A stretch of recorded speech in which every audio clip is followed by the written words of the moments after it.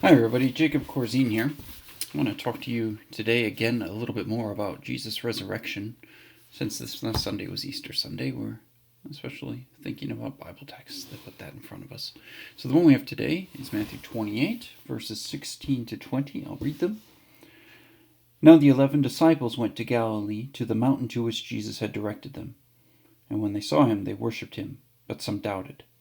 And Jesus came and said to them, All authority in heaven and on earth has been given to me.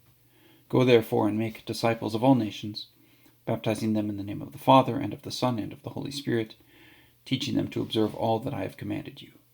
And behold, I am with you always to the end of the age. Now there are two parts of this that I want to draw your attention to. The very beginning, where the disciples doubted, and when they saw him, they worshipped him, but some doubted. These are the men who had been with Jesus the whole time, who had heard his message time and again and had time to talk it over with him, who finally would also be the same people who carry this message out into the world for Jesus. This is where he commands them to do that. And yet, when he comes to them after the resurrection, some of them doubt.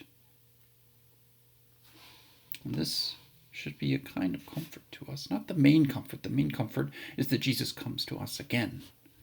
But it's also a little bit of a comfort that people from whom we expect a much stronger faith than our own, the disciples themselves, there's also doubt present. This is kind of standard fare for Christians. And so when you, as a first responder, are out there seeing things not go really as well as one would hope that they would, it's not a surprise if you doubt. The doubt works this way, that in the midst of something that is certain, and the certain thing is that you know how to do your job. You know exactly what needs to happen and when and where.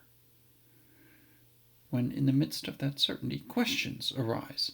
And the question you don't want to be asking yourself, not any more than the disciples were asking this, was, is it going to work?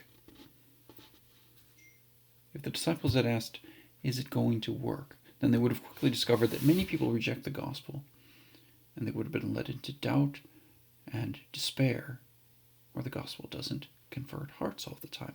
But if instead they ask themselves the question, is God working through this? Then they have cause not just for doubt, but also for faith and comfort. And this is how it should be for you as well.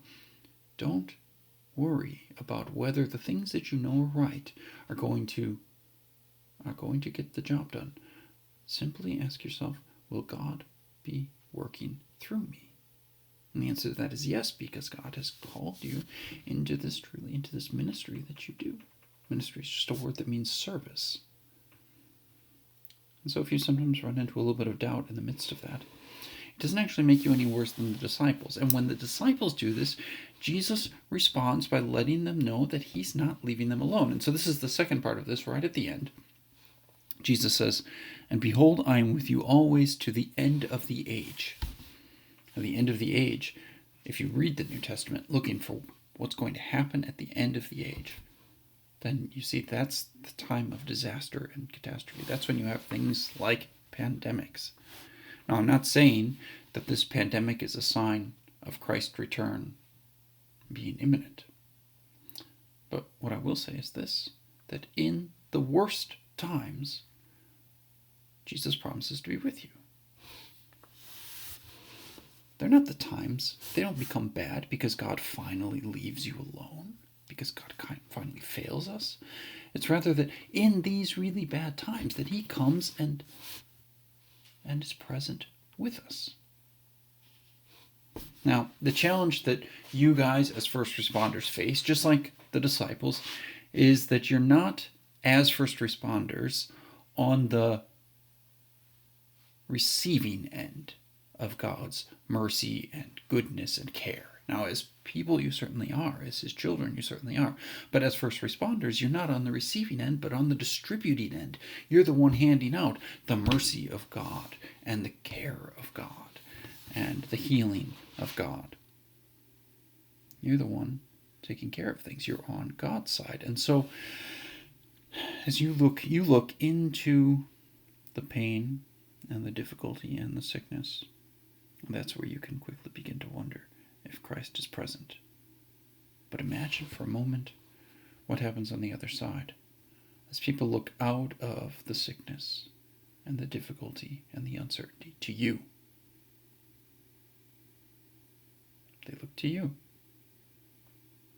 as the one who brings healing and comfort and hope, all things that come from God, because you're on His side when you serve as a first responder.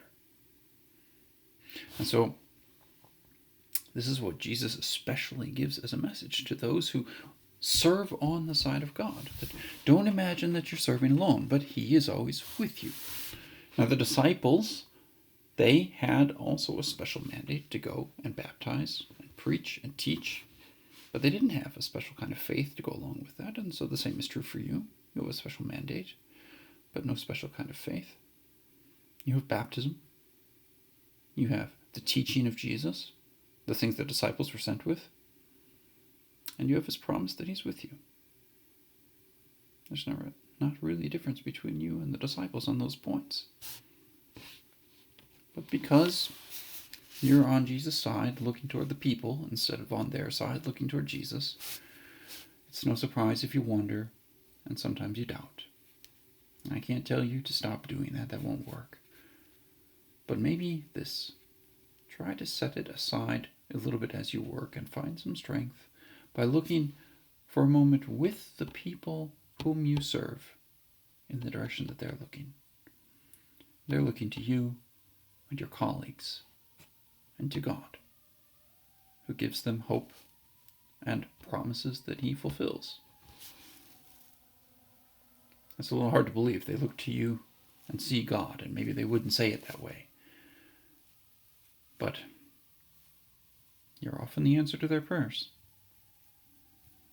And so look with them, and also see the confirmation of Jesus' statement. Behold, I am with you always, to the end of the age. Thank you for all of the work that you're doing. God be with you.